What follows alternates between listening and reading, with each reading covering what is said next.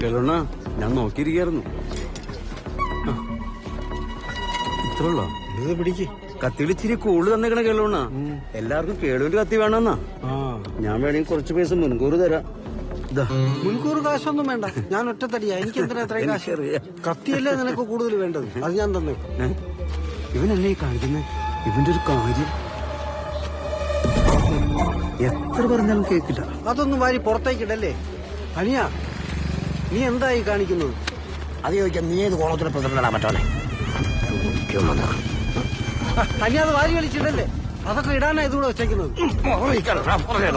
ഈ വേഷപ്പെട്ട തന്തട വേണം. എന്നോട് പറഞ്ഞാ കേൾക്കില്ലേ?